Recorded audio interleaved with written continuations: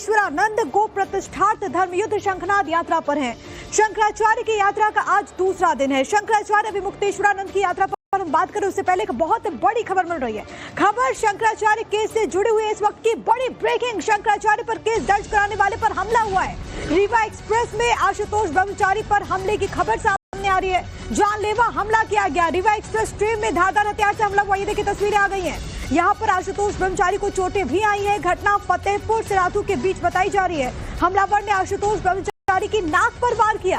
हमले में आशुतोष के शरीर पर कई जगह गहरे घाव लगे। ब्रह्मचारी ने हमलावर से भिड़कर अपनी जान बचाई। खबर यह है कि ट्रेन के बाथरूम में बंद होकर के उन्होंने किसी तरीके से अपनी जान बचाई। एक बड़ी घटना की खबर सामने आ रही है और इस तस्वीरें भी आप जरा देखें, क्योंकि आशुतोष ब्रह्मचारी तब सुर्खियों में आए जब स्वामी अभिमुक्तेश्वरानंद पर उन्होंने गंभीर आरोप लगाए और उसके बाद आपने देखा कि पूरा जो प्रकरण था वो देखने को मिला। हालांकि कोर्ट से एक तरफ राहत मिली तो दूसरी तरफ अब खबर ये कि आशुतोष ब्रह्मचारी जिस ट्रेन पर सवार थे वहां पर उन पर अटैक हुआ है। ये हमलावर कौन थे, कैसे उनको मालूम चला कि वहां पर आशुतोष ब्रह्मचारी की मौजूदगी है, ये सवाल है। अब वहां पर कितने लोग थे, तमाम चीजों को लेकर के जांच की जाएगी। लेकिन ये मामला अपने आप में बहुत बड़ा हो जाता है। शंकराचार्य पर जिन्होंने आरोप लगाए थे उन पर हमला हुआ है। खबर ये सामने आई कि वहां पर हमलावर ने उनको जान से मारने की कोशिश की। जानलेवा हमला होता है। उनकी नाक पर चोटें आई हैं।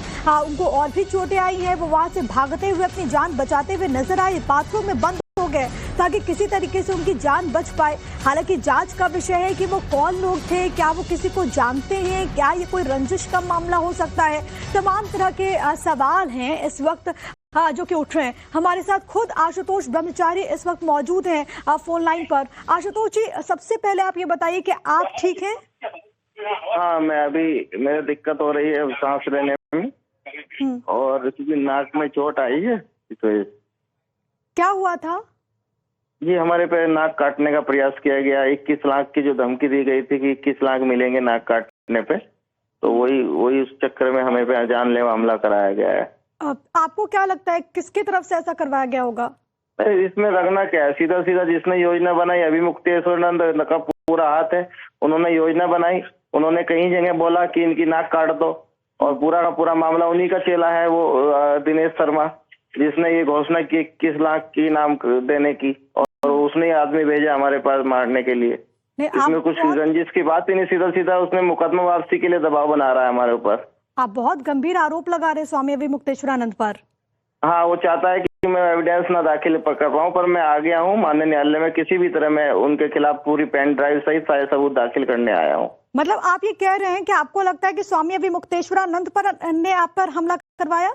लगता नहीं, किया है, कराया है, उन्होंने ही कराया है। वो चाहते हैं कि मैं उनके खिलाफ एविडेंस ना दाखिल कर पाऊँ, पर मैं माननीय उच्च न्यायालय का आदेश हुआ है 27 फरवरी में, मुझे शपथ पत्र एविडेंस पेन ड्राइव तक मैं दाखिल कर रहा हूँ उनके खिलाफ। हाँ। कितने लोग थे वो, क्या आप उनको पहचानते हैं जो लोग ट्रेन पर? हाँ, नहीं, वो युवा लड़का था, बॉडी बिल्डर की टाइप का था और जिसने हमला किया है हमारे पास।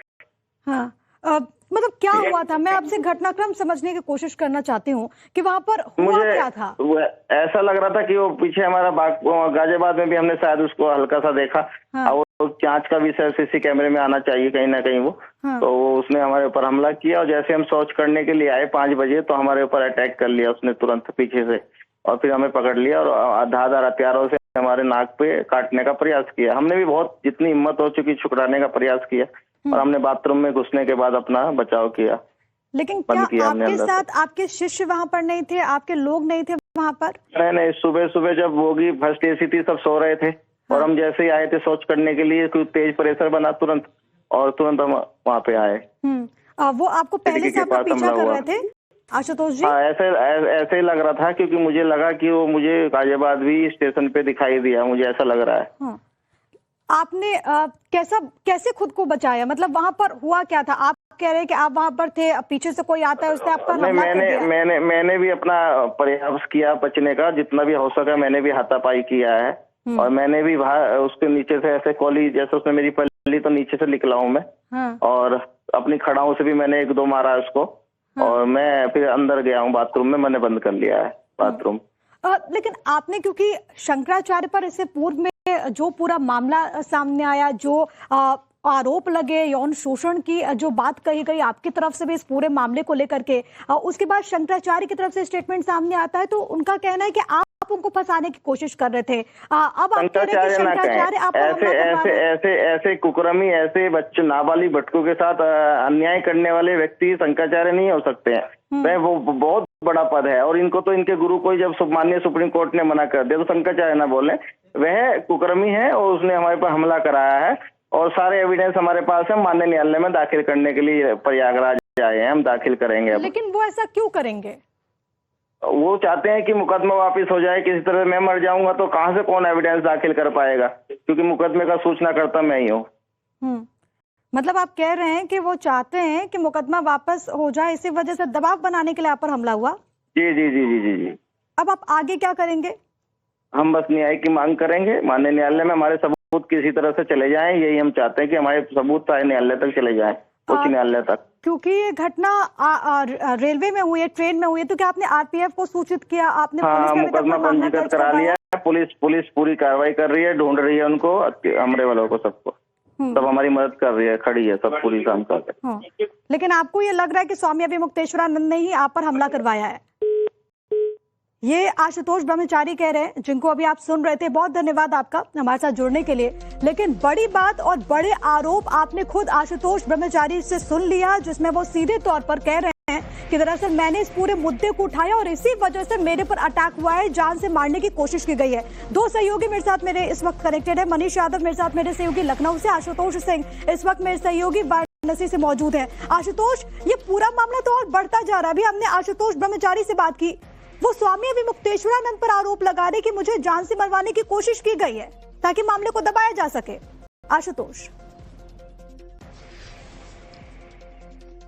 देखिए, बिल्कुल निश्चित तौर पे जब से इलाहाबाद हाई कोर्ट ने यौन शोषण के मामले में एंटीसिपेटरी बेल पर एक तरीके से उनको दी है, उसके बाद से ही आशुतोष ब्रह्मचारी लगातार शंकराचार्य पर हमलावर हैं और इसके पहले भी वो ये आरोप लगा चुके हैं कि उनके ऊपर हमला हो सकता है। और इन सब के बीच में देखिए, जब इनकी शंकराचार्य स्वामी अभिमुक्तेश्वरानंद की धर्म यात्रा की शुरुआत होती है और पहला दिन गुजरने के बाद जैसे ही दूसरा दिन आता है, इसी बीच में आशुतोष ब्रह्मचारी की ओर से एक आरोप लगाया जाता है कि उनके ऊपर हमला हुआ है। देखिए, सवाल इस बात का भी है कि अगर ट्रेन के कोच में उनके ऊपर हमला होता है तो क्या वहां पर आसपास मौजूद लोगों ने उनको बचाने की कोशिश नहीं की?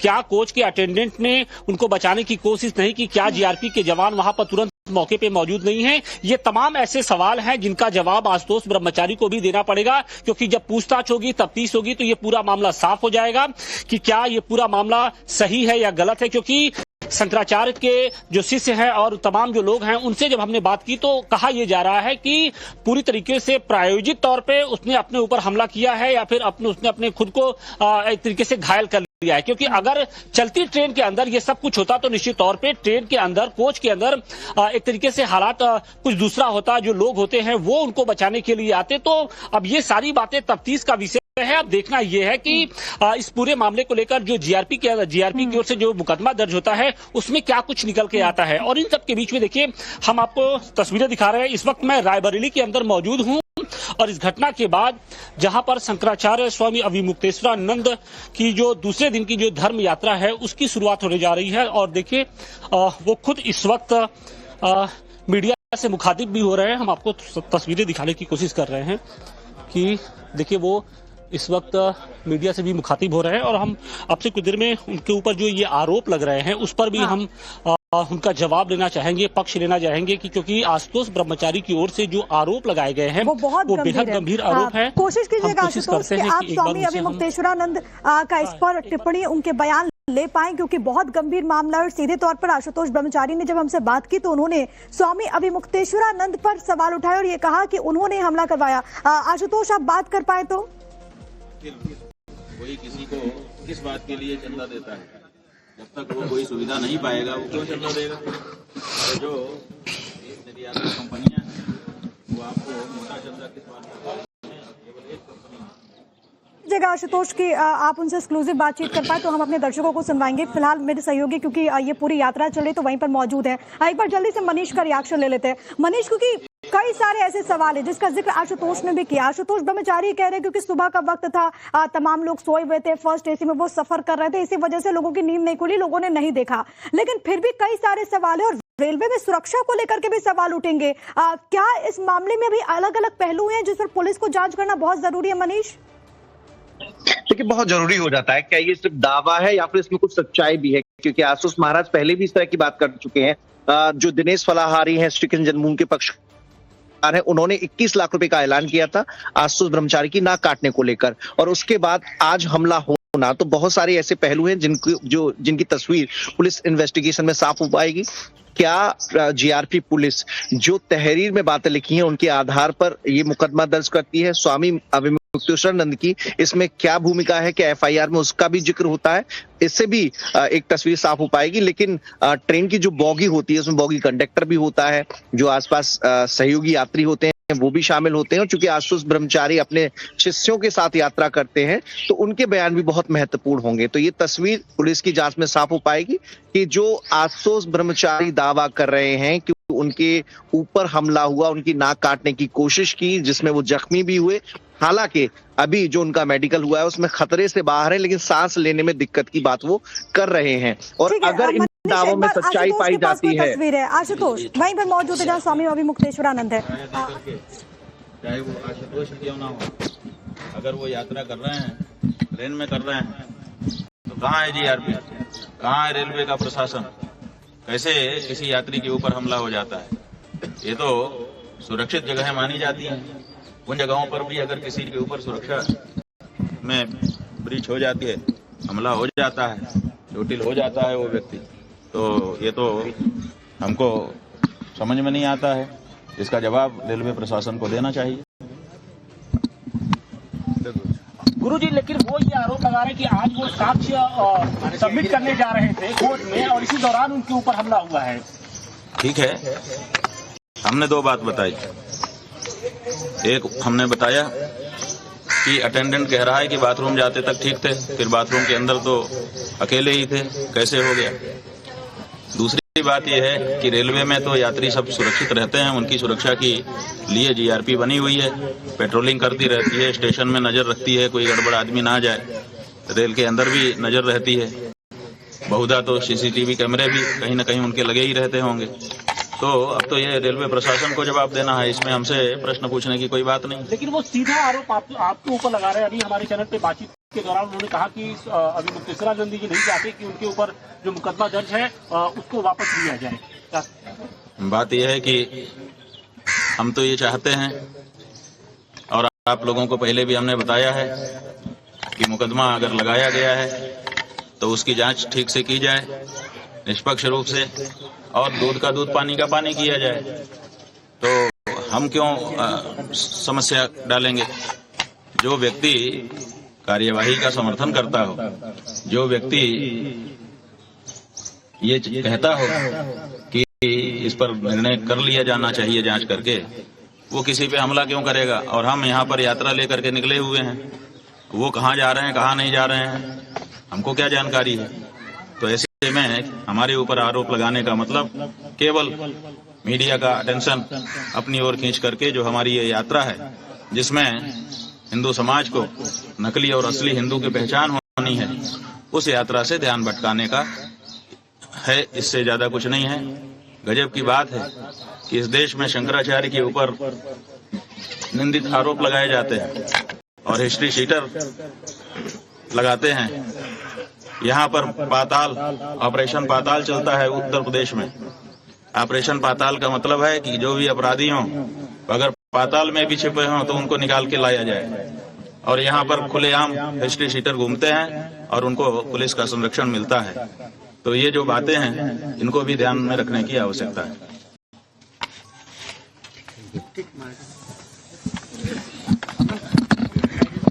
तो स्वामी अभिमुक्तेश्वरानंद को अभी आपने सुना, सीधे तौर पर वो आशुतोष ब्रह्मचारी पर सवाल उठा रहे और ये कह रहे हैं कि दरअसल ध्यान भटकाने के लिए इस तरीके से हमला खुद पर उन्होंने करवा लिया। आशुतोष, थोड़ा सा साइड हमारे साथ बातचीत के लिए मौजूद है स्वामी अभिमुक्तेश्वरानंद जी, गुरुजी, जिस तरीके से एक आरोप लगा है, आशुतोष ब्रह्मचारी ने आरोप लगाया है कि उनकी नाक काटने की कोशिश की गई है। वो रीवा एक्सप्रेस ट्रेन में सफर कर रहे थे और सफर के दौरान ही ये सब कुछ हुआ है। और उनका सीधा आरोप आपके ऊपर है कि आपके ऊपर चूंकि उन्होंने मुकदमा दर्ज कराया था, लिहाजा आपके समर्थक नहीं चाहते हैं कि वो मुकदमा रहे। देखिए, हमारे समर्थक जो होंगे वो हमारे अनुसार चलेंगे। जो जिसका समर्थक होता है उसका स्वभाव भी उसी के जैसा होता है। तो हमने ऐसा उग्र रूप दिखाया ही नहीं, तो हमारे समर्थक कैसे दिखा सकते हैं। इसलिए हमारा ये शुरू से कहना है, आप लोगों से भी बार बार कह चुके हैं कि आरोप लगा देना एक अलग बात होती है, उसको सिद्ध करना दूसरी बात होती है। आरोप लगाने वाले ने अपना हृदय दिखा दिया कि हमारे हृदय में इस तरह की बात है, लेकिन उसको सिद्ध भी तो करना है, तो वो कैसे कर पाएंगे। और न्यायालय उसके लिए खुला हुआ है। हमने, आप देखिए कि अभी तक सहयोग किया है, जब भी जो बात पूछी गई बताया है। हमला कराने का कोई मतलब नहीं है। ये जो बात निकल के आ रही है, इससे अनुमान होता है कि इस समय जो हमारी धर्म युद्ध शंखनाद यात्रा निकली हुई है और जो हिंदू समाज असली नकली हिंदू की पहचान करने के लिए उत्सुक दिखाई दे रहा है, उस ओर से लोगों का ध्यान भटका करके इस ओर ले जाया जाए, इसका ये प्रयास दिखाई देता है। और दूसरा बहुत बड़ा प्रश्न इस घटना से उठता है कि जब कोई व्यक्ति यात्रा करता है तो वो सोचता है कि हम सरकार के रेल यान से यात्रा कर रहे हैं, हमने पैसा दिया है। पैसा में केवल यही नहीं है कि यहाँ से चल के वहां हम पहुंच जाएंगे, उसमें रास्ते में हमारी सुरक्षा भी मायने रखती है। और वो आश्वासन भी कहीं ना कहीं टिकट खरीदते ही हमको मिलता है। हम यात्रा कर रहे हैं, आशुतोष यात्रा कर रहे थे, तो यात्रा करते समय उनकी सुरक्षा की जिम्मेदारी रेलवे की है। रेलवे जवाब दे कि लेकिन गुरुजी, वो ये कह रहे हैं कि आपकी जो शिष्य है वो उनकी नाक काटने की कोशिश कर रहे थे, क्योंकि इसके पहले बाकायदे 21 लाख रुपए का इनाम भी घोषित कर रखा गया था। ऐसा है कि जिन्होंने इनाम घोषित किया है उनसे बात करें, हमारा नाम क्यों उसमें लेते हैं। हमने घोषित किया है क्योंकि उनकी चूंकि उनकी सीधी लड़ाई आपसे है और आपके खिलाफ ही एविडेंस वो जमा करने जा रहे थे। हमने कोई इनाम नहीं घोषित किया। जब किसी व्यक्ति के द्वारा इनाम घोषित किया गया था तब भी हमने कहा कि हिंसा को हमारे धर्म में कोई स्थान नहीं है, किसी के प्रति कोई शारीरिक हिंसा नहीं होनी चाहिए। जिसको जवाब देना है बौद्धिक रूप से प्रमाणों के साथ, तर्कों के साथ दे। तो ऐसी स्थिति में हमारे ऊपर आरोप लगाने का क्या मतलब है। लेकिन वो आज उन्हीं प्रमाणों को, जो पेन ड्राइव और तमाम तरह की जो साक्ष्य थे, उनको जमा करने के लिए कोर्ट की जा रहे थे, मतलब प्रयागराज कोर्ट जा रहे थे, और इसी बीच चलती ट्रेन के अंदर उनके ऊपर यह हमला हुआ है। ठीक है,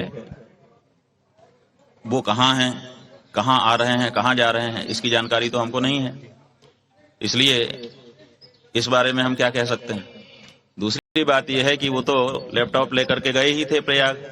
वो कह रहे थे कि इसी में सब कुछ है, उसके पहले कह रहे थे सीडी में सब कुछ है, तो उसी समय क्यों जमा नहीं कर दिया। जब हाई कोर्ट में सुनवाई हुई उसके पहले भी तो वो जमा कर सकते थे, क्योंकि उसके पहले प्रेस कॉन्फ्रेंस उन्होंने कर ली थी। तो जब उनके पास सब कुछ था ही, तो अपने अधिवक्ताओं के माध्यम से उनको कोर्ट को दिखा देना चाहिए था।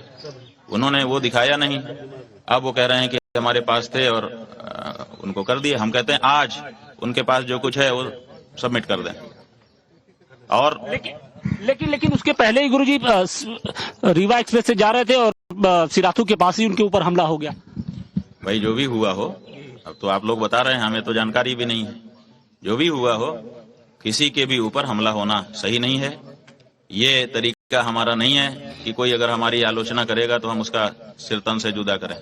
हमारा तरीका ये है कि हमारे ऊपर कोई व्यक्ति कुछ कहता है तो हम उसका तर्क से और प्रमाण से उत्तर देते हैं। यही हमारी सभ्य रीति सदा से चली आई है, यही हिंदू परंपरा है, यही सनातन परंपरा है। तो हमारे ऊपर उन्होंने कोई बात कही है, उसका जवाब हम अपने तर्कों से, प्रमाणों से दे रहे हैं, देंगे जहां जरूरत पड़ेगी। हमला करने की हमको जरूरत नहीं है, हम इतने कमजोर नहीं हैं। इस तरह का हमला कमजोर लोग करते हैं। अभी हिंदुओं का शंकराचार्य इतना कमजोर नहीं हुआ है कि उसको शारीरिक हिंसा का सहारा अपने बचाव के लिए लेना पड़े। गुरुजी, क्या लगता है कि ये पूरा घटनाक्रम कुछ प्रायोजित लग रहा है? क्योंकि जिस वक्त ट्रेन में चल रहे थे उस वक्त ट्रेन के अंदर भी बहुत सारे लोग थे, लेकिन किसी ने अभी तक देखा नहीं, इस तरह की खबर नहीं आई है। अभी जो बताया गया, हमको कहा गया है कि अटेंडेंट ने कहा है कि बाथरूम जाते तक तो ठीक थे, निकलने के बाद ये बात कह रहे हैं। तो इसी से आप अनुमान लगा लीजिए, जो शातिर अपराधी होते हैं वो अपने ऊपर भी हमला स्वयं करके दिखा देते हैं कि देखिए हमारे ऊपर हमला हुआ। तो यहाँ पर वो चीज दिखाई दे रही है और उनकी जो पुरानी हिस्ट्री है वो इसको सपोर्ट कर रही है। लेकिन वो कह रहे हैं कि हमला हुआ उसके बाद फिर मैं जान बचाने के लिए बाथरूम के अंदर गया। वही तो कह रहे हैं लोग कि बाथरूम जाते तक तो ठीक थे, तो हमला तो बाहर हुआ आपके अनुसार, जैसा कि आप बता रहे हैं। बाद में जान बचाने के लिए बाथरूम में गए, तो वो हमला जब बाहर हो गया तो किसी ने तो देखा होगा। क्यों कोई प्रत्यक्षदर्शी निकल के नहीं आ रहा है? क्यों जो लोग हमला किए होंगे वो तो भागे होंगे ना, भागे होंगे तो वो कहीं ना कहीं सीसीटीवी में कहीं ना कहीं किसी की आंखों में दिखे होंगे, फिर उनको चिन्हित किया जा सकता है। एक अंतिम क्वेश्चन गुरुजी, क्या इस यात्रा में विघ्न डालने के लिए कोशिश की जा रही? नहीं, यात्रा में विघ्न नहीं, यात्रा की ओर से जनता का ध्यान भटकाना ताकि दूसरे मामले में ध्यान चला जाए। और यात्रा का जो मूल उद्देश्य है कि सनातनी जनता ये जाने कि नकली कौन असली कौन, नकली हिंदू कौन असली हिंदू कौन, ये बताने के लिए ना हम लखनऊ जा रहे हैं। अब लोगों के अंदर खलबली है कि हमारा जो नकली पना है वो कहीं उजागर न हो जाए, इसके लिए ये सब बातें हैं। क्या कुछ और चीजें हो सकती है क्या? क्योंकि पहले दिन तो हमने देख लिया कि आशुतोष ब्रह्मचारी के ऊपर हमला हो गया, जैसे जैसे ये यात्रा बढ़ेगी लखनऊ की तरफ जाएगी, कुछ और इसी तरीके की चीजें सामने आ सकती, इस बात की आशंका है? ऐसा है कि आशंका अगर नहीं है तो मीडिया क्यों हमारे साथ चल रहा है? हमको बताया गया कि मीडिया के लोग निरंतर चल रहे हैं। हमने एक एपिसोड अभी एक बच्चे ने दिखाया, वो देखा, उसमें कहा जा रहा था किसी पत्रकार के द्वारा कि किसी भी समय कुछ भी हो सकता है। इसका मतलब है कि चीजें चली रही हैं, पकड़ने वाले उसको पकड़ रहे हैं। सबको पता है कि ये जो सवाल उठ गया है असली नकली का, असली हिंदू नकली हिंदू का, अब इसका जवाब तो नकलियों के पास है नहीं, तो वो चाहते हैं कि हमारी पहचान घुली मिली रह जाए, छुपी रह जाए, और उसके लिए कुछ भी करने के लिए तैयार है। इसलिए बहुत सतर्कता के साथ अपने को आगे बढ़ना है। तो बिल्कुल आपने सुना कि किस तरीके से शंकराचार्य जी ने आशुतोष ब्रह्मचारी के जो आरोप थे उन पर अपना जवाब दिया। उनका ये कहना है कि जैसे जैसे ये यात्रा बढ़ती जा रही है उनके यात्रा में विघ्न डालने के लिए इस तरीके की साजिशें हैं वो रची जा रही है। उन्होंने कुछ सवाल भी उठाए। उनका ये कहना था कि जिस वक्त आशुतोष ब्रह्मचारी के ऊपर यह हमला होता है, क्या कोच के अंदर बैठे किसी शख्स ने नहीं देखा? क्या कोच के अटेंडेंट ने ये सारी चीजें नहीं देखी? कुछ और भी उनके समर्थक हैं, हम उनसे भी बात करेंगे। आशुतोष ब्रह्मचारी जिन्होंने आरोप लगाया था गुरुजी पर, अब उनके ऊपर हमला हो गया है, कहा, उनका ये कहना है। अब देखिए, ये शंकराचार्य और सरकार की लड़ाई है। सरकार से महाराज जी की यही मांग है कि हमारी गौ रक्षा को की जाए। गौ माता का आंदोलन जो चला, लेकिन वहीं प्रयागराज जहाँ जा रहे हैं वहीं के एक लेखककार थे, उन्होंने लिखा कि दूध दुहे बल्टा भरे गए शहर की ओर, और दिन डूबा दारू पिए घर लौटे नंद किशोर। नाम तो आशुतोष है, काम तो बड़ा अच्छा है।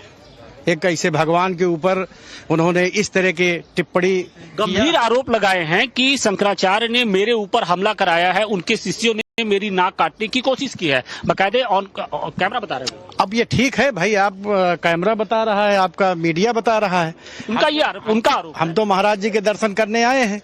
महाराज जी का दर्शन करके आपके द्वारा ये भी मालूम हो रहा है कि उनके ऊपर हमला हो रहा है। अरे हमारे सनातनी भगवान आए हुए हैं, हमारे धर्म की बात कर रहे हैं। ये बताइए, आपके चैनल के माध्यम से मैं एक चीज पूछना चाहता हूँ। हमको अगर घर बनाना है तो हम इंजीनियर के पास जाएंगे, हमको वकालत करनी है तो वकील, मुकदमा लड़ना है तो वकील के पास जाएंगे, अगर दवा करानी है तो डॉक्टर के पास जाएंगे। तो धर्म की बात हम करेंगे किसके पास जाएंगे? सरकार के पास जाएंगे, धर्माचार्य जो हमारे भगवान है उनके पास जाएंगे। लेकिन उनके ऊपर गंभीर आरोप लगे हैं। पहले यौन शोषण के आरोप लगे और अब कहा जा रहा है कि आशुतोष ब्रह्मचारी ने कह दिया कि उन्होंने मेरे ऊपर हमला करा दिया। जी, सब फालतू की बातें फर्जी कर रहे हैं भी, तो महाराज जी को कलंकित करने के लिए वो कुछ भी बोल रहा है, कुछ भी कह रहे हैं। क्या है, एकदम उनको महाराज जी को कलंकित करना, इसलिए वो तो कुछ भी बोल सकते हैं और कुछ भी कह सकते हैं, कभी भी कुछ भी बोल सकते हैं। महाराज जी को बदनाम करने की साजिश रची जा रही है। पहले यौन शोषण का आरोप लगाया गया और अब कहा जा रहा है कि शंकराचार्य मेरी हत्या कराना चाहते हैं, मेरी नाक कटवाना चाहते हैं, उनके जो शिष्य हैं उन्होंने मेरे ऊपर हमला किया है।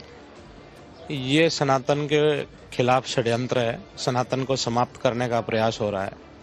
इससे अधिक क्या कहें हम आपसे, क्योंकि जिस तरह से आरोप प्रत्यारोप लगाए जा रहे हैं, वह बिल्कुल ही निंदनीय है, शर्मनाक है, दुखद है, दुर्भाग्यपूर्ण है, सत्ता की सह पर हो रहा है। हम ये कहें सत्ता की सह पे हो रहा है। आशुतोष ब्रह्मचारी ने आरोप लगा दिया कि शंकराचार्य जी उनकी हत्या कराना चाहते हैं, उनके ऊपर हमले करा देना चाहते हैं, क्योंकि आज रीवा एक्सप्रेस में उनके साथ कोई एक घटना हुई है। देखिए, पहली बात तो उसको आप लोग या जो भी लोग उनको ब्रह्मचारी बोल रहे हैं, ये बंद कर दीजिए। वो ब्रह्मचारी नहीं है, दुराचारी है। आशुतोष दुराचारी है, ठीक है। उसके वो हिस्ट्री सीटर है, थाने में उसका नाम दर्ज हुआ है, कई सारे मुकदमे चल रहे हैं, तो उसको कृपया ब्रह्मचारी ना कहा जाए। और रही ये जो बात है, तो महाराज जी की आवाज को दबाने के लिए गोरक्षा की, ये सब षड्यंत्र है और आगे भी षड्यंत्र लोग करते रहेंगे और प्रयास करते रहेंगे, लेकिन सफल नहीं होंगे। जीत सत्य की होगी, धर्म की होगी और गौ माता की रक्षा होगी। मतलब जैसे जैसे यात्रा आगे बढ़ती जाएगी कुछ इस तरीके की घटनाएं होती आएंगी, मतलब आप लोग को इस बात की आशंका है? निश्चित रूप से आशंका है। वही षड्यंत्र चल रहा है, आगे भी चलते रहेंगे, लेकिन उसका जवाब इस देश की सनातनी जनता देगी, हिंदू धर्म के लोग देंगे। हिंदू धर्म के तो बिल्कुल आप देखिए कि जिस बात का जिक्र शंकराचार्य स्वामी अविमुक्तेश्वरानंद कर रहे थे, कुछ वैसी ही बातें उनके जो शिष्य हैं, उनके समर्थक हैं, वो भी कर रहे हैं। और उनका ये आरोप है, उनका ये कहना भी है कि जैसे जैसे ये यात्रा लखनऊ की ओर बढ़ेगी, उनके ऊपर कुछ इसी तरीके के जो आरोप प्रत्यारोप हैं वो लगाए जाएंगे। हालांकि उनका ये कहना है कि अगर रीवा एक्सप्रेस में आशुतोष ब्रह्मचारी के ऊपर किसी तरीके का हमला हुआ है तो इसकी पूरी जांच होनी चाहिए और जांच में जो भी सामने आएगा वो उसका सामना करेंगे। अगर जांच में क्या कोच अटेंडेंट ने कोई ऐसी बात कही है, क्या वहां पर जो चश्मदीद है या नहीं है, क्योंकि कोच ऐसी जगह होती है जहां पर हर आदमी एक दूसरे के बिल्कुल करीब रहता है, तो ऐसे में अचानक से आशुतोष ब्रह्मचारी के ऊपर कोई शख्स आता है, उनकी नाक काटने की कोशिश करता है। पूछा स्वामी अविमुक्तेश्वरानंद से, जिसमें उन्होंने कहा कि हिंदुओं का शंकराचार्य इतना कमजोर नहीं है, हमें हिंसा और हमले की जरूरत नहीं है। मैं आप दोनों के पास लौट रही हूँ, लेकिन इस पूरे हमले को लेकर के थोड़ी देर पहले हमने आशुतोष ब्रह्मचारी से भी बात की। उन्होंने क्या आरोप लगाया हमले को लेकर के, उन्होंने क्या कहा टाइम्स ऑफ नवभारत से एक्सक्लूसिव बातचीत में, वो जरा आप सुन लीजिए। हमारे साथ खुद आशुतोष ब्रह्मचारी इस वक्त मौजूद हैं फोन लाइन पर। आशुतोष जी, सबसे पहले आप ये बताइए कि आप ठीक हैं? हाँ, मैं अभी मेरे दिक्कत हो रही है सांस लेने में और क्योंकि नाक में चोट आई है। तो क्या हुआ था? ये हमारे पे नाक काटने का प्रयास किया गया। 21 लाख की जो धमकी दी गई थी कि 21 लाख मिलेंगे नाक काटने पे, तो वही उस चक्कर में हमें पे जानलेवा हमला कराया गया है। आपको क्या लगता है किसकी तरफ से ऐसा करवाया गया होगा? इसमें रखना क्या है, सीधा सीधा जिसने योजना बनाई अविमुक्तेश्वरानंद का पूरा हाथ है। उन्होंने योजना बनाई, उन्होंने कई जगह बोला कि इनकी नाक काट दो और पूरा का पूरा मामला उन्हीं का चेला है, वो दिनेश शर्मा, जिसने ये घोषणा की 21 लाख की नाम देने की, और उसने आदमी भेजा हमारे पास मारने के लिए। इसमें कुछ रंजिश की बात ही नहीं, सीधा सीधा उसने मुकदमा वापसी के लिए दबाव बना रहा है हमारे ऊपर। आप बहुत गंभीर आरोप लगा रहे हैं स्वामी अविमुक्तेश्वरानंद पर। हाँ, वो चाहता है कि मैं एविडेंस ना दाखिल कर पाऊँ, पर मैं आ गया हूँ माननीय न्यायालय में। किसी भी तरह मैं उनके खिलाफ पूरी पेन ड्राइव सहित सारे सबूत दाखिल करने आया हूँ। मतलब आप ये कह रहे हैं कि आपको लगता है कि स्वामी अविमुक्तेश्वरानंद ने आप पर हमला करवाया? लगता नहीं, किया है, कराया है, उन्होंने ही कराया है। वो चाहते हैं कि मैं उनके खिलाफ एविडेंस ना दाखिल कर पाऊँ, पर मैं माननीय उच्च न्यायालय का आदेश हुआ है 27 फरवरी में, मुझे शपथ पत्र एविडेंस पेन ड्राइव तक मैं दाखिल कर रहा हूँ उनके खिलाफ। हाँ, कितने लोग थे वो, क्या आप उनको पहचानते हैं जो लोग ट्रेन पर? हाँ, नहीं, वो युवा लड़का था, बॉडी बिल्डर की टाइप का था, और जिसने हमला किया है हमारे पास। हाँ, मतलब क्या हुआ था? मैं आपसे घटनाक्रम समझने की कोशिश करना चाहती हूँ कि वहाँ पर हुआ क्या था। ऐसा लग रहा था कि वो पीछे हमारा गाजियाबाद में भी हमने शायद उसको ब्रह्मचारी पीठाधीश्वर शाकुंभरी पीठ के इस वक्त हमारे साथ लाइव भी मौजूद हैं। आशुतोष जी, आपने जो गंभीर आरोप लगाए, हमने स्वामी अविमुक्तेश्वरानंद से भी बात की, मेरे सहयोगी हैं वहां पर, आप जरा बात कीजिए और आरोपों पर सवाल जवाब लीजिए।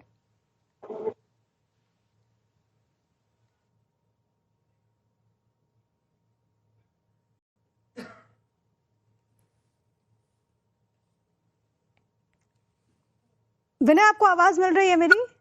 ये आवाज मिल रही है। हमारे साथ आशुतोष ब्रह्मचारी महाराज जी हमारे साथ मौजूद है। महाराज जी, किस तरीके से ये हमला हुआ और कितने लोग थे जब आप ट्रेन में सफर कर रहे थे, उन्होंने आपकी नाक पे हमला किया? महाराज जी, जब मैं खोज करने के जा रहा था, वो अकेला एक बॉडी बिल्डर टाइप का लड़का था, जिसने हमारे पे हमला किया और हमने किसी भी तरह अपनी जान बचाई है और हाथापाई हमने भी किया, अपने खड़ाओं से भी हमने वार किया है और हम बाथरूम में घुस गए, उसके बाद बंद किया, उस पर पुलिस आई जब हम बाहर निकले।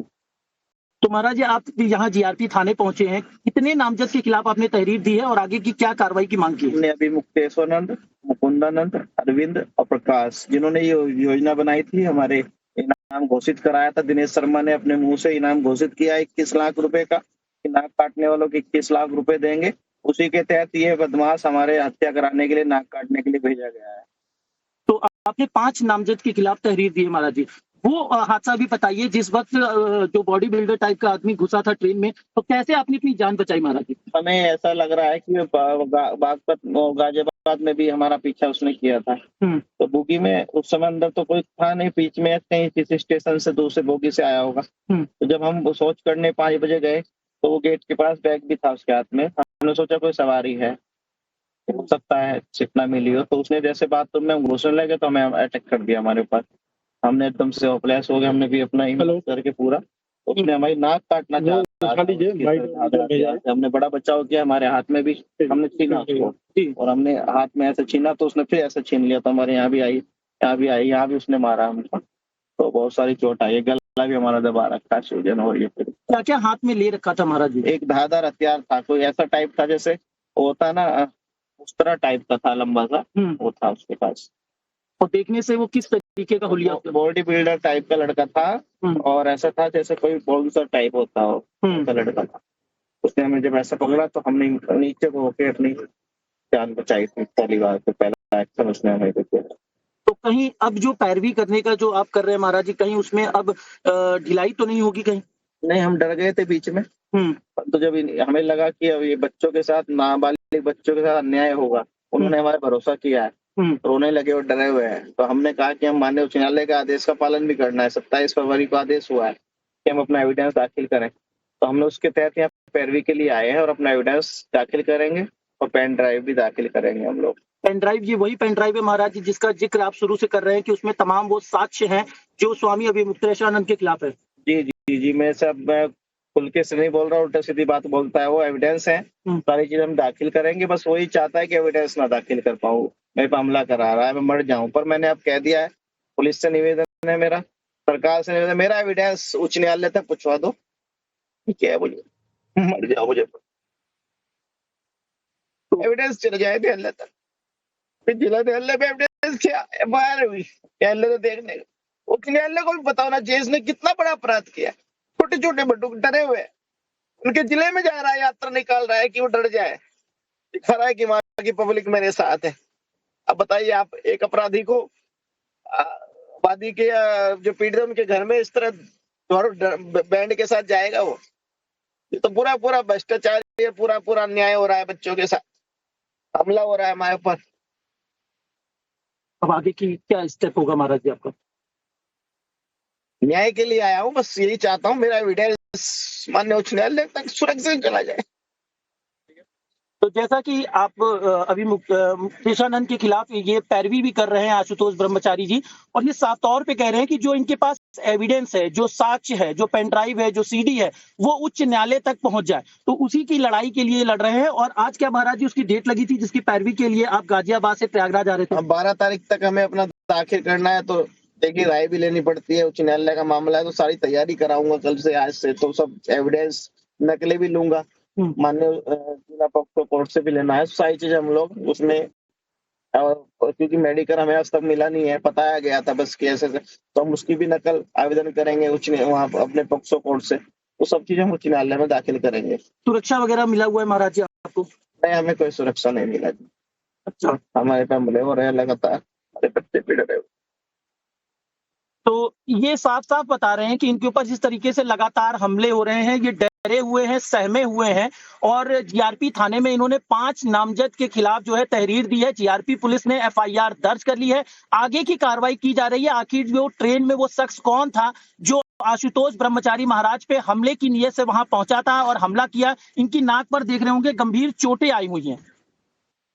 बात करते हुए भी आशुतोष ब्रह्मचारी भावुक हो गए, लेकिन सच क्या है हर कोई जानना चाहता है। विनय, जरा इनसे पूछिएगा, जानने की कोशिश कीजिएगा कि पूरा घटनाक्रम किस तरीके का रहा, क्या हुआ था, वो वहां पर कहां पर मौजूद थे, हमलावर कैसे वहां पर आया, क्या वहां पर कोई मौजूद नहीं था, जो अटेंडेंट होता है क्या उसकी भी मौजूदगी नहीं थी? पूरे घटनाक्रम के बारे में जानने की कोशिश कीजिए विनय। महाराज जी, क्या वहां पे कोई अटेंडेंट भी था या फिर आप अकेले थे वहां पर जब गुजर रहे थे? तो किस तरीके से हमले का सीन हुआ पूरा महाराज जी? सब सो रहे होंगे, अटेंडेंस भी बाद में आए।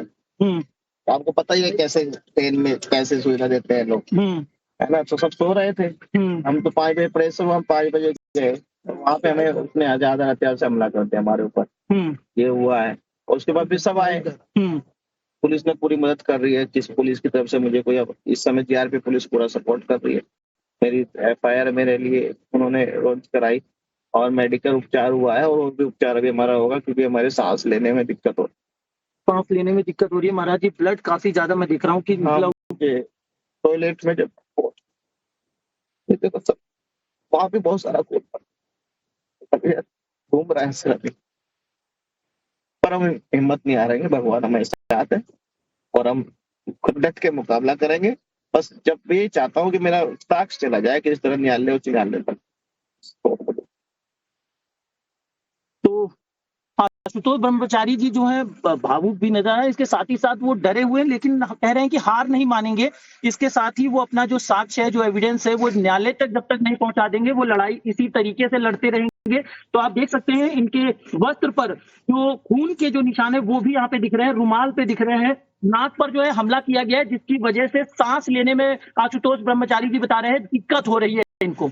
विनय, 2 और सवाल। एक तो ये कि क्या जिसने हमला किया था आशुतोष ब्रह्मचारी ने, क्या उनको देखा था, क्या वो उनको पहचानते हैं? अभी हमारे से बातचीत में उन्होंने कहा कि वो गाजियाबाद से उनका पीछा कर रहा था, क्या उनको ऐसा लगा कि यही वो शख्स है? दूसरा सवाल ये कि 5 नामजद के विरुद्ध उन्होंने एफआईआर दर्ज करवाई है, कौन कौन ये लोग हैं?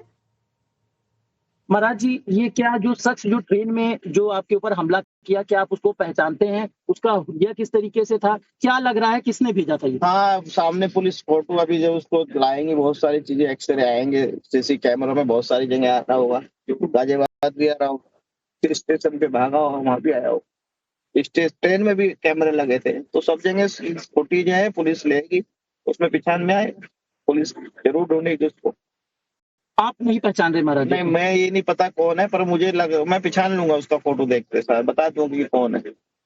और दूसरा ये है कि महाराज जी, आपने जीआरपी थाने में एफआईआर दर्ज कराई है, वो 5 नामजद वो शख्स कौन है जिनके विरुद्ध जो है आपने यहाँ पर कार्रवाई की मांग की? जिनके खिलाफ मैंने पॉक्सो का मुकदमा करा था, अभी मुक्तेश्वरानंद, मुकुंदानंद, और 2 लोगों के प्रकाश में नाम आए थे, अरविंद और प्रकाश उपाध्याय, और एक दिनेश शर्मा है फरियारी, जो गृहस्थ जीवन में है, मथुरा में रहता है, और जन्मभूमि का पक्षकार भी नहीं, एक छोटी सी मस्जिद है अलग, उसका पक्षकार है, बताता है जन्मभूमि का मैं मुख्य पक्ष, जिसके खिलाफ माननीय उच्च न्यायालय ने अभी 30 जनवरी को एक आदेश पारित किया था कि इस तरह का आदेश, इस तरह मुख्य याचिका नहीं लिखेंगे आप, और मीडिया को भी हिदायत दी थी कि इस तरह की कोई खबर नहीं चाहिए। उसने उस चिड़ की वजह से अभी मुक्तेश्वर से मिलकर हमारे ऊपर 21 लाख का इनाम घोषित, महात्मा बन रहा है अपने आप को, गलत जीवन होने के बाद, बच्चे हैं, व्यापार करता है प्रॉपर्टी का, तो कैसा महात्मा हो गया भाई?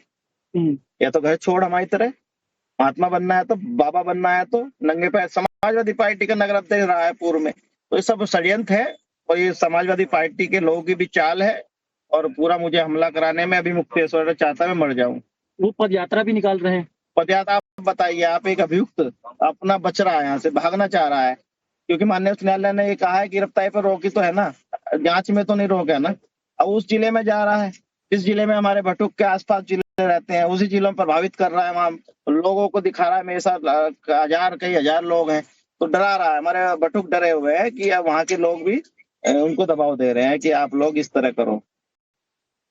तो इनका कहना यह है आशुतोष ब्रह्मचारी जी का कि वो स्वामी अविमुक्तेशानंद जहां जहां भी पदयात्रा निकाल रहे हैं, वो इलाका वही है, वो क्षेत्र वही है जहां पे वो बटुक जिनके साथ उन्होंने कुकर्म किए थे, उनको एक पद यात्रा के जरिए जो है वो डराने की कोशिश कर रहे हैं। ये भी इन्होंने एक आरोप गंभीर लगाया। विनय, आशुतोष ब्रह्मचारी से यही पूछेगा, क्योंकि अब से थोड़ी देर पहले हमने स्वामी अविमुक्तेश्वरानंद से भी बात की, जो उन पर आरोप आशुतोष ब्रह्मचारी ने लगाए, उन आरोपों का उनसे जवाब लिया।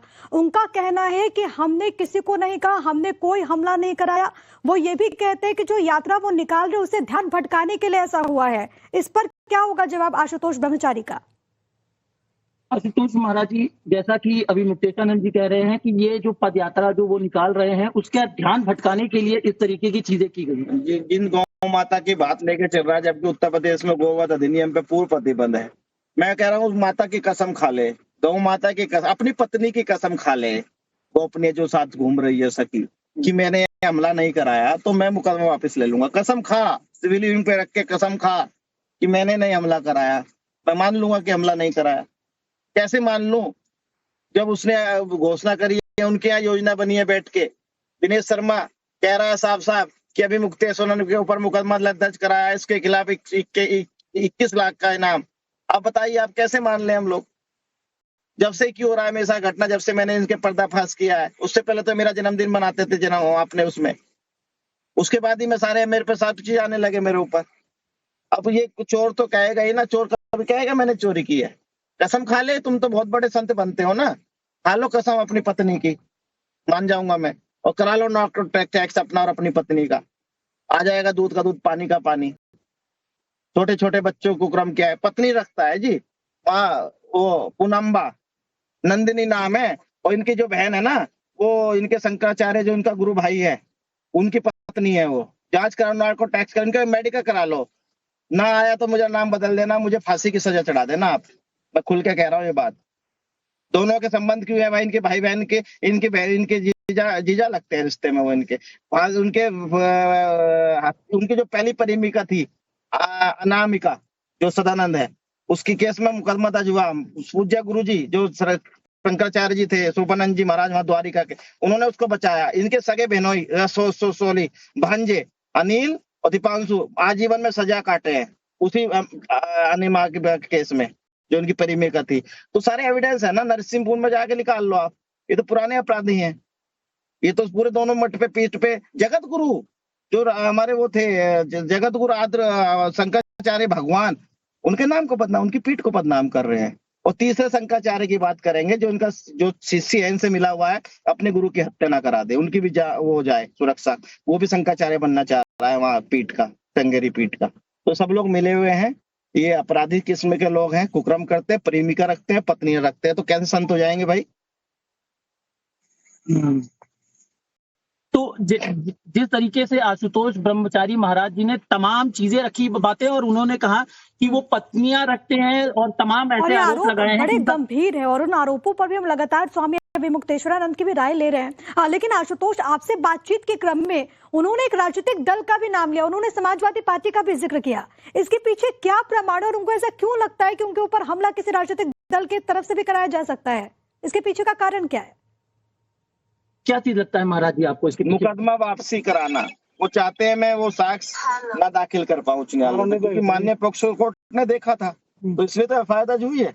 अब माननीय उच्च न्यायालय देख लेगा तो इनको जमानत इनकी खारिज हो जाएगी। तो ये डरे हुए हैं, ये सोच रहे हैं कि मेरे पे हमला, कहीं पुलिस को दबाव देने के लिए यात्रा निकाल रहे। किसने कहा आपको यात्रा भी निकालने के लिए? आप यात्रा रोक के पहले ये कहते हैं कि मेरे ऊपर जो आरोप लगा खत्म होना चाहिए।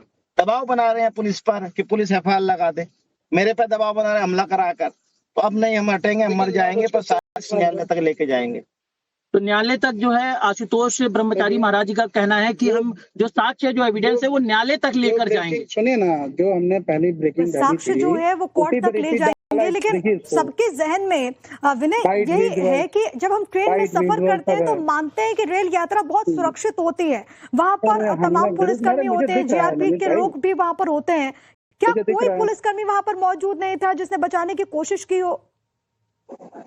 महाराज जी, क्योंकि रेल में जब यात्री सफर करते हैं तो अपने आप को सुरक्षित मानते हैं, हमने जो है उसको जीआरपी भी रहती है ड्यूटी में, आरपीएफ भी रहती है, उसके बावजूद इस तरीके की मुझे दिख रहा है, स्क्रीनशॉट भेजूं? उस समय कोई नहीं था, स्क्रीनशॉट भेज रहा हूं, कैमरे में देख लीजिए, आप चेक करा लीजिए, पुलिस आएगी अभी देखेगी। अरे मैं स्क्रीनशॉट भेज रहा हूं। 5 बजे मैं शौच करने गया, उस समय कोई नहीं था।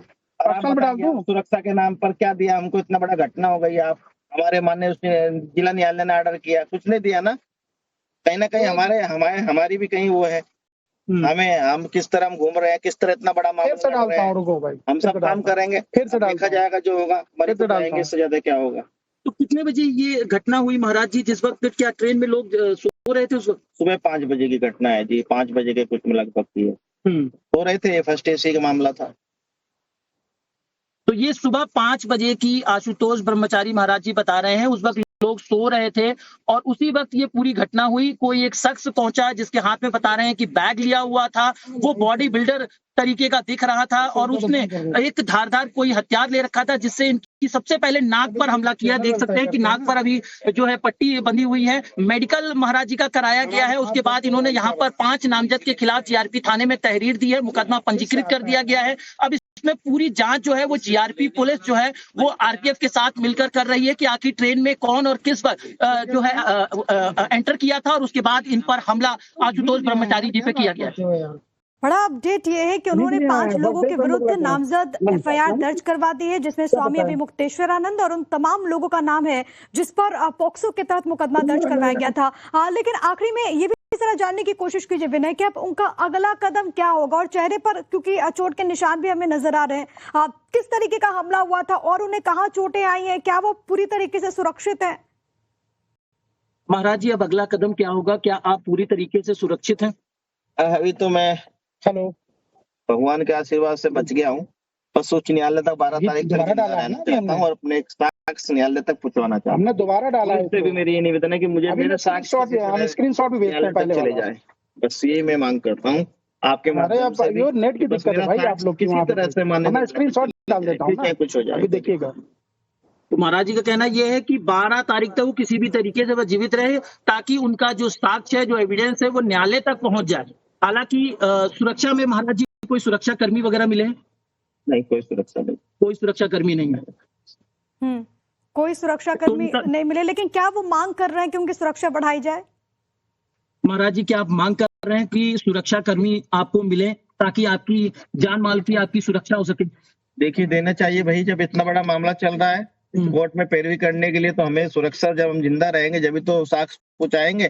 ऐसे दुष्ट आत्मा के खिलाफ माननीय न्यायालय तक बताएंगे कि ऐसे कुकर्मी को ऐसी सजा तो माननीय न्यायालय इतने छोटे छोटे बटुक के साथ गंदा काम कर रहे हैं, बताओ कितनी शर्म की बात है, बहुत घिनौना कार्य कर रहे हैं। हालांकि इनका कहना यह है आशुतोष ब्रह्मचारी जी का कि इन्हें सुरक्षा मिले ताकि जो साक्ष्य है वो भी पहुंचा सके और ताकि जो परिणाम तक जो ये इन्होंने जो संकल्प लिया है वो भी पहुंचा सके। तो ये ब्लड के निशान यहाँ पर पड़े हुए हैं, मेडिकल अभी जीआरपी पुलिस ने इनका कराया है और जीआरपी पुलिस अब उस एंगल से भी जांच शुरू करेगी जहां से अब ब्रह्मचारी महाराज जी ट्रेन में बैठे हैं। आखिर इनका कोई पहले से पीछा कर रहा था, कौन वो शख्स है जो ट्रेन में नजर बराबर बनाया हुआ था? महाराज जी, क्या गाजियाबाद में भी वो नजर आया था व्यक्ति की अचानक से? वो मुझे गाजियाबाद में भी नजर लग रहा है कि गाजियाबाद में सही पीछा कर रहा था, मुझे लगा है, झड़की लगी है कि वो था उस समय वहां पे, दूसरी बोगी में चढ़ा होगा, मुझे लगा था कि वो है वहां पे भी था।